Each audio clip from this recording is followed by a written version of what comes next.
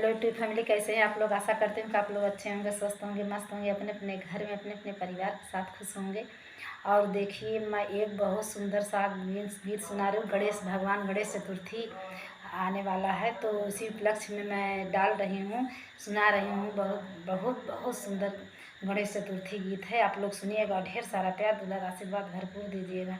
और चैनल पर नए हो तो चैनल को लाइक सब्सक्राइब प्लीज़ ज़रूर कर लीजिएगा। और कमेंट में बताइएगा कि मेरा गाना आप लोगों को कैसा लगा।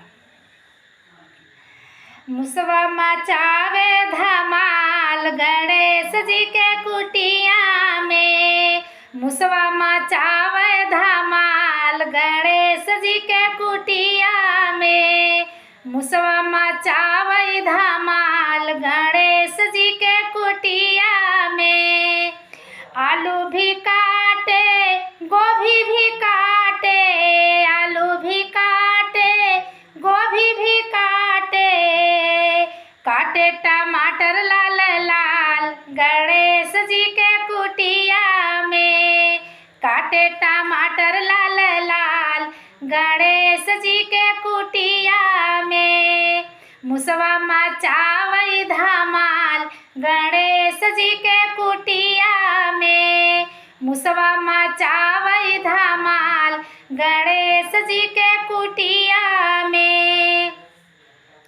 घरवा में घुसी घुसी बिलिया बनाए, घरवा में घुसी घुसी बिलिया बनाए, बिलिया बनाए हो बिलिया बनाए, घरवा में घुसी घुसी बिलिया बनाए। सब धन लई गए चोराए गणेश जी के कुटिया में, सब धन लई गए चोराए गणेश जी के कुटिया में। मुसवा मचाए धमाल गणेश जी के कुटिया में, मुसवा मचावे धमाल गणेश जी के कुटिया में।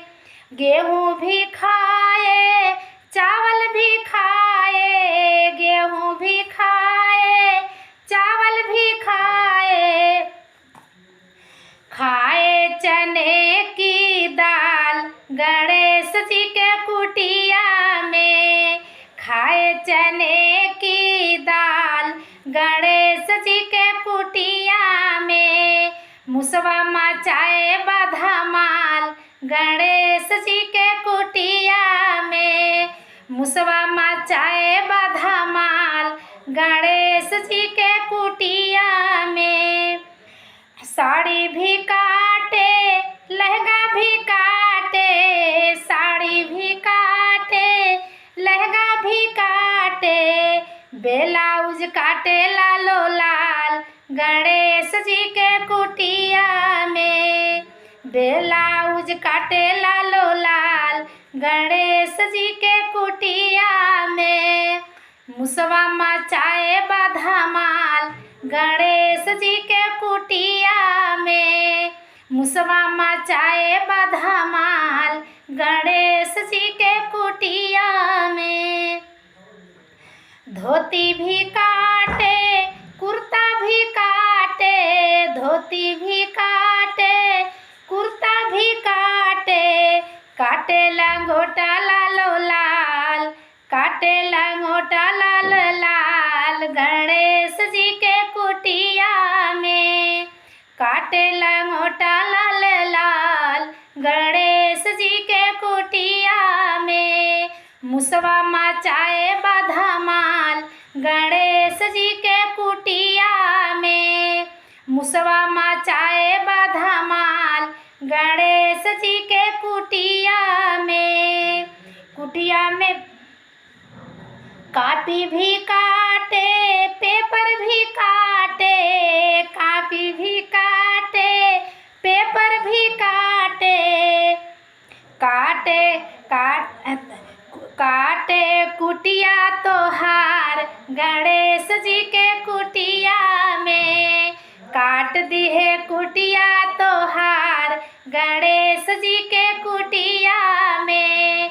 मुसवा मचाए धमाल गणेश जी के कुटिया में, मुसवा मचाए बधमाल गणेश जी के कुटिया में। मेरा गाना कैसा लगा आप लोग बताइएगा। गणेश चतुर्थी गीत कैसा लगा आप लोग को, प्लीज़ सुनिएगा और चैनल को लाइक सब्सक्राइब ज़रूर कर लीजिएगा।